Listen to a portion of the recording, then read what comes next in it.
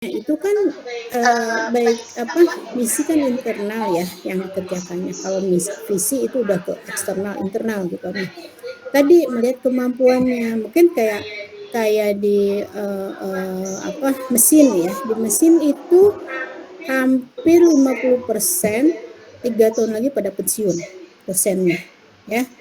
Nah, sedangkan kemampuan mereka itu yang ada dokter, ada profesor masih lama 7, 5 ada seorang.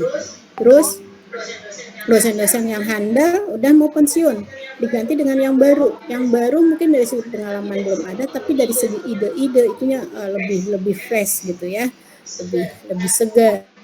Nah, tapi kalau secara instan kan belum belum bisa mereka yang baru ini melakukan sesuatu hal gitu ya. Kadang anak muda itu kan tanpa kendala gitu, apa bukan kendala langsung jebret-jebret gitu ya. Tapi nah, kenapa perlu konsultasi atau perlu arahan yang senior? Karena ada semacam apa ya, semacam ada penasehat dan sebagainya gitu ya. Jadi dalam hal ini misi tadi tidak semuanya bisa berjalan dengan lancar. Kita lihat dulu apa kendalanya, ya siapa orang-orang di sana, ya sehingga kalau tahu penyebabnya kita tahu solusinya. Ya, kalaupun periodenya sudah habis, kita visinya masih tetap, kita misinya bisa diganti yang tidak berjalan itu atau diwujudkan dengan memperbaiki perbaikan tadi solusinya yang bagaimana gitu ya, harus dicari solusinya. Ya, itu mungkin ya, Sahrani ya. Iya Bu. Terus Bu, kalau dalam dunia kerja gitu Bu, saya tuh pernah interview gitu Bu, ditanya tuh tentang visi misi perusahaan. Lah, saya nggak tahu Bu, soalnya saya nggak baca dulu visi perusahaan yang bakalan saya lamar itu. Jadi sebelum kita ngelamar itu harus harus jebakan tahu. HRD-nya aja gitu. Iya, jadi kita melamar nih ya, melamar ke suatu perusahaan A misalnya. Jadi jangan hanya datang aja, ini enggak, tapi kita harus harus belajar, harus apa ya, harus tahu dulu istilahnya uh, uh, company knowledge-nya gitu ya, pengetahuan tentang perusahaan tersebut kita harus pelajari dulu. Minimal visi misi apa sih perusahaannya, bidang apa aja, yang membuat produk apa aja gitu ya, terus juga siapa aja yang terlibat. Jadi secara manual atau ininya kita belajar dulu ya, baru setelah wawancara minimal kita udah punya dasar, udah ada pengetahuannya ya, udah pengetahuan, jadi tidak nol banget. Jadi alasan kamu ini perusahaan apa, tahu nggak visi misi apa, Pak? Jadi nggak tahu kan, nggak tahu. Nah, jadi jangan sampai banyak nggak taunya, jadi minimal harus pelajari dulu ya, apa perusahaan apa yang akan kita masuki atau yang kita lamar itu minimal ada gambarannya, kita tahu gitu ya Sarani ya. Untuk yang lain kalau mau melamar perusahaan, lamar pekerjaan, harus pelajari dulu perusahaan itu bidang apa, visi misinya apa, berapa banyak gitu ya, terus juga cabangnya di mana aja misalnya ya, terus pemimpinnya siapa aja, minimal ada bekal lah kalau saat diwawancara kita tahu gitu ya. Ya gitu ya Sarani ya. Iya Bu, dari saya udah Bu, cukup. Kasih, Bu. Oke, terima kasih. Melan silakan. Iya, Ibu. Terima kasih, Ibu, telah mempersilahkan sebelumnya. Oke, yang saya tanyakan itu, Ibu, terkait dengan tugas ya. Tugas kan di sini kan contoh nih kalau perusahaannya media televisi kan itu kan programnya suka berubah-ubah ya, Bu ya. Setiap tahunnya pasti ada perubahan atau ada program terbarukan. Nah, di sini kan setiap tugas menjadi tiang penyokong proyek besar Anda. Berarti di dalam visi misi ada suatu proyek yang perlu dikerjakan agar kinerja suatu perusahaan itu berjalan kan, Bu? Benar. Yeah. Oke. Berarti di sini ketika perusahaan itu diambil alih, contohnya ketika Trans 7 dulu kan namanya TV 7 ya, Bu. Sekarang kan sahamnya dimiliki oleh juga pemilik Trans TV gitu.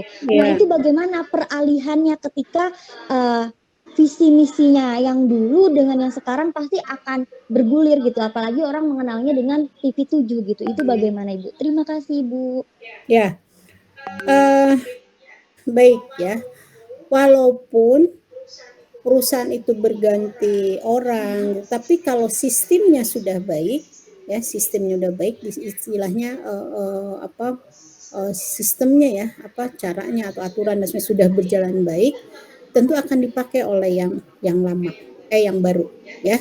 Nah, kalau untuk visinya itu bisa disesuaikan dengan tadi ya, pemilik ataupun pimpinan redaksinya rapat bareng dulu yuk, karena ini kan membuat nama baik suatu perusahaan ya, misal tadi citra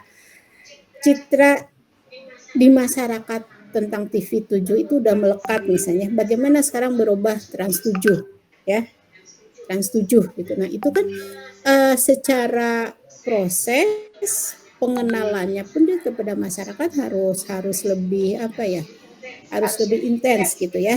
Bagaimana perubahan ini, visinya juga ini diganti. Jadi setidaknya walaupun program-programnya ada yang atau acara-acaranya ada yang sama atau ada yang berubah, tapi sistem kerjanya atau sistem yang ada di perusahaan tersebut, kalau memang perusahaan itu baik tidak perlu dirubah, dan memang kalau sudah berjalan baik tinggal orangnya aja yang diganti misalnya. Tapi kalau memang udah baik, kenapa harus dinolkan lagi gitu ya.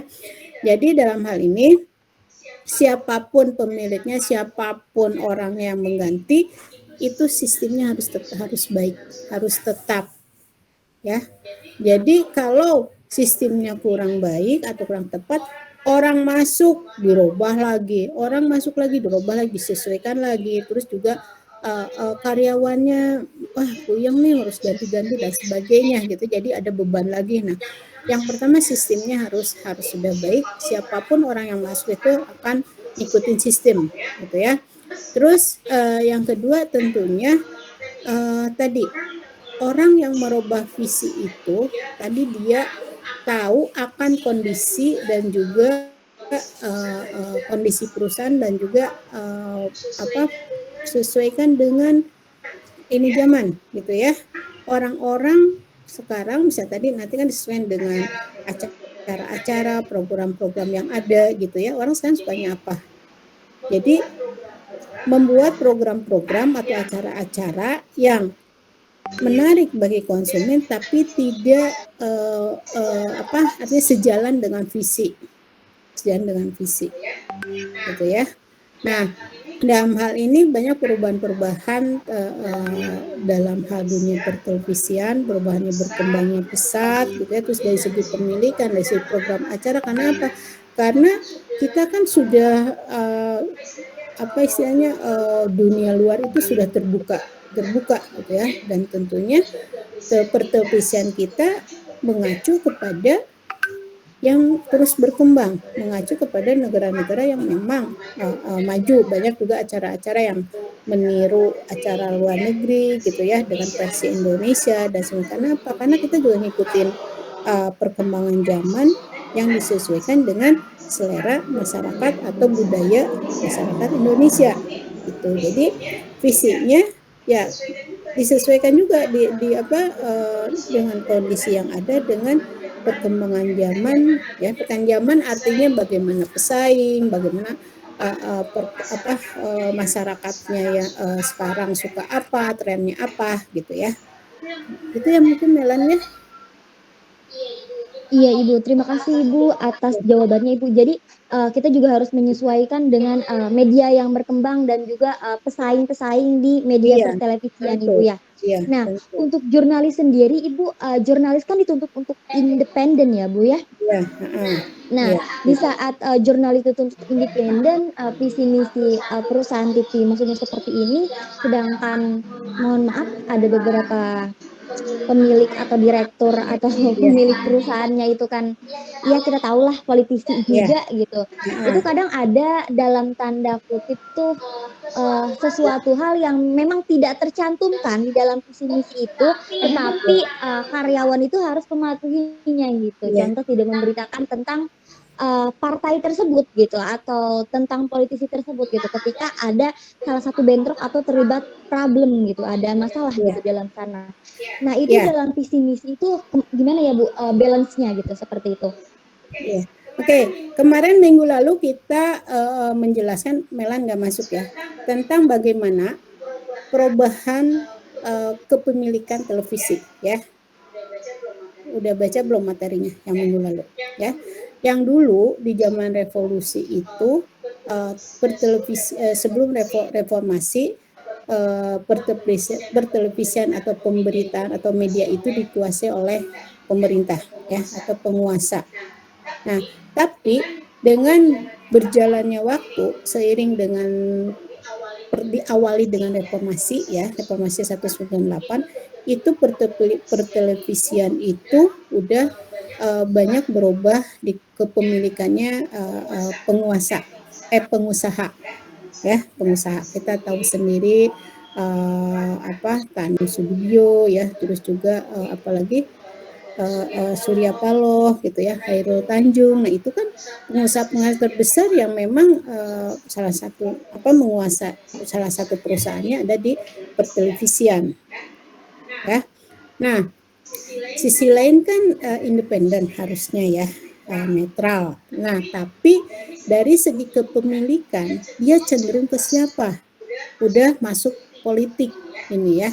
Politik itu tidak bisa dihindari apalagi ke media informasi ya. Nah, seperti Metro misalnya, Metro TV itu kan awalnya berita informasi sampai sekarang ya. TV berita atau TV informasi tentang banyak berita-berita. Nah, karena kecenderungan pemilik Surya Paloh gitu ya, jadi dia cenderung ke mana sih politiknya ya, mungkin bisa ke Jokowi, sehingga di dalam Metro TV itu banyak memberitakan tentang kegiatan-kegiatan Presiden Jokowi dan juga partai-partai tertentu yang dia dukung, yang dia masuk gitu ya, padahal judulnya independen, tidak tergantung kepada politik dan netral, harusnya netral gitu ya. Terus juga misalnya TV One atau juga Trans, nah itu kan bisa terlihat ini pemilik siapa, dia cenderung ke politik yang mana gitu ya. Nah, ini kalau visi misi kan disesuaikan dengan pemiliknya juga, dengan kondisi perusahaan dan juga perkembangan zaman gitu ya tadi. Jadi ini juga kalau masalah keindependenan pada dasarnya harus gitu, tidak ketergantungan kepada pihak manapun atau politik manapun. Tapi pada kenyataannya karena ada perubahan dari penguasa menjadi ke pengusaha, sehingga yang berkuasa lah pengusaha. Itu kemarin minggu lalu sudah kita bahas ya, Melan, mungkin waktu itu nggak masuk ya Melan ya. Iya Ibu, lagi ada jadi among ya.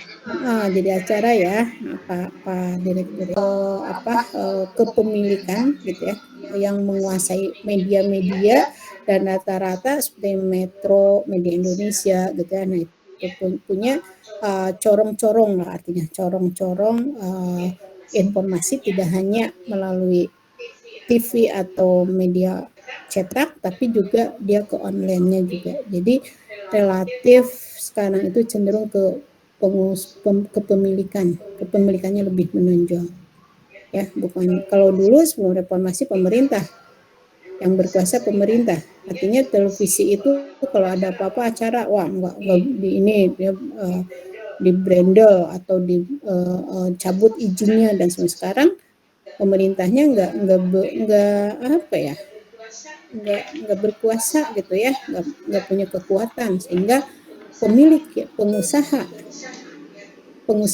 ya, perusahaan yang mempunyai kewenangan gitu, ya. Secara bertahap juga berubah. Baik ya, itu Melan ya.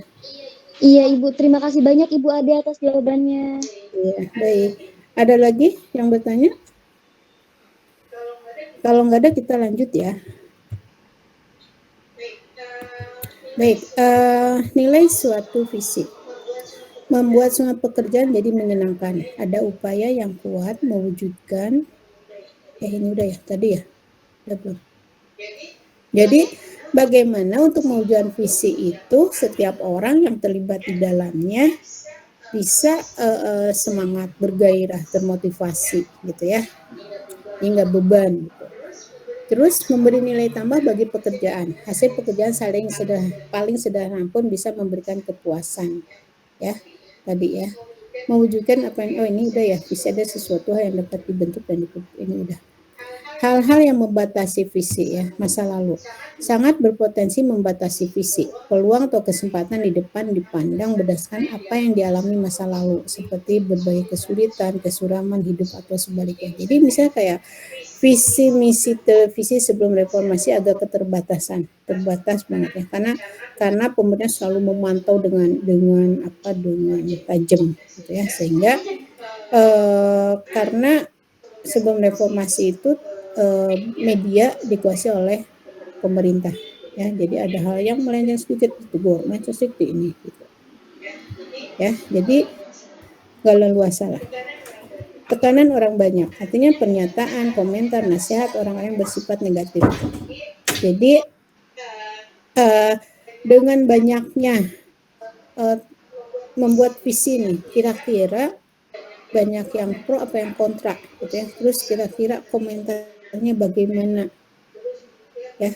Terus juga bagaimana dampaknya ke masyarakat gitu ya. Jadi di sini harus juga visi misi merasa dibatasi karena ini adanya pernyataan, komentar, nasihat orang yang bersifat negatif gitu. Jadi sebelum visi dibentuk atau dibuat, perhatikan dampak dari lingkungan sekitarnya ya.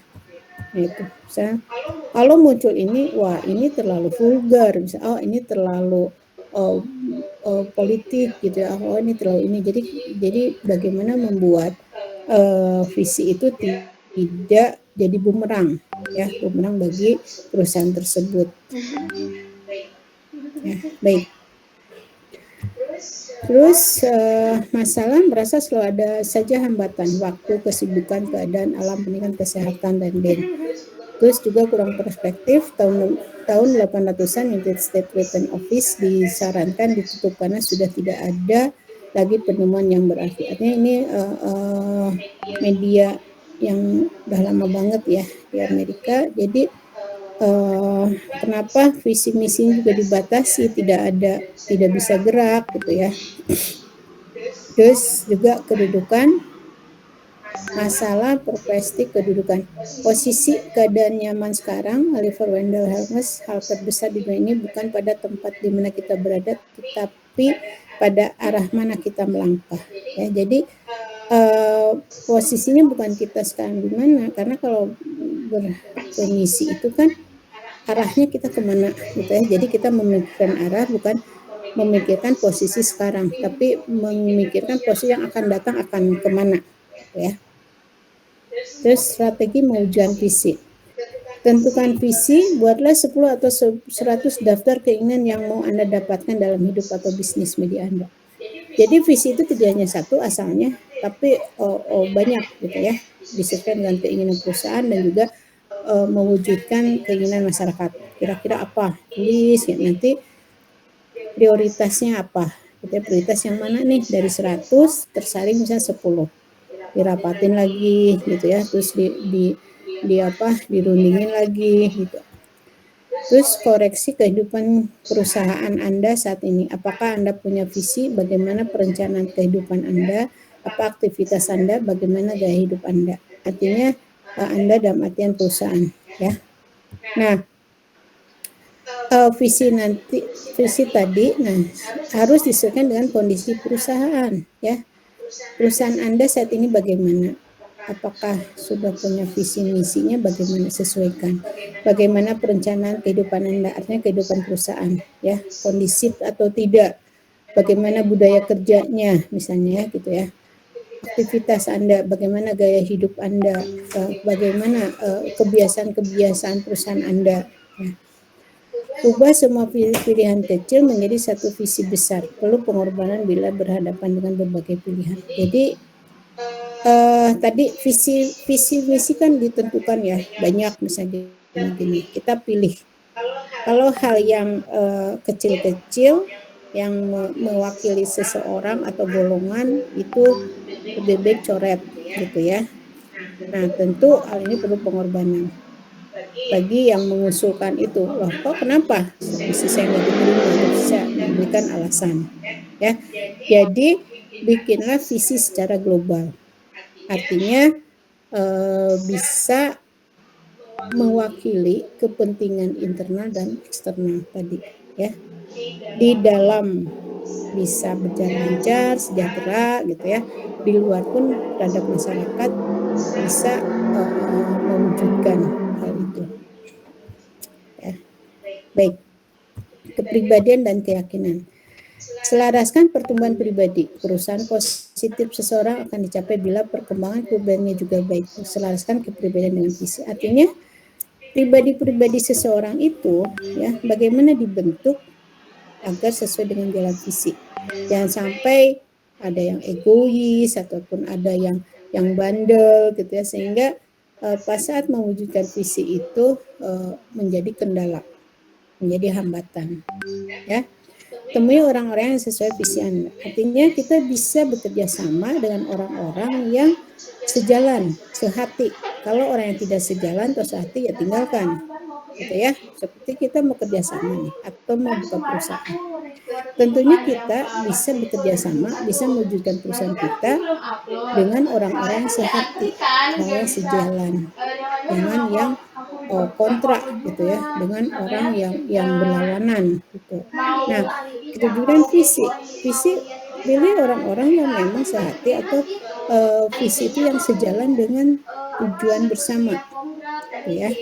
Nyatakan keyakinan tentang visi secara terus-menerus, tertulis dan lisan. Artinya yakin loh visi kita itu akan terwujud. Makanya sering menyelaraskan atau mensosialisasikan kepada orang-orang atau kepada setiap orang yang terlibat visi kita ini, gitu ya.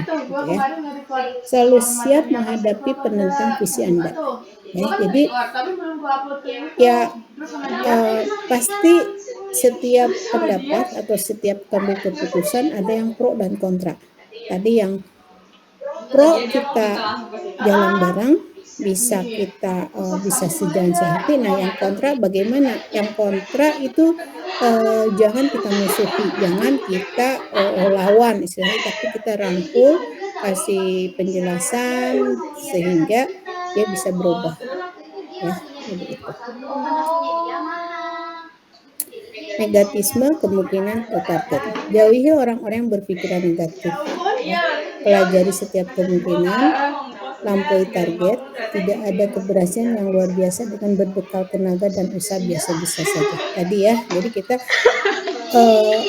punya visi melalui target ini harus ini gitu ya. Jadi kita harus kerja keras. Kita harus punya bekal untuk mencapai visi tersebut. Kita tidak bisa santai, kita tidak bisa biasa-biasa aja, nanti visinya tidak akan tercapai atau akan lama gitu ya tercapainya dan sebagainya. Bantulah orang lain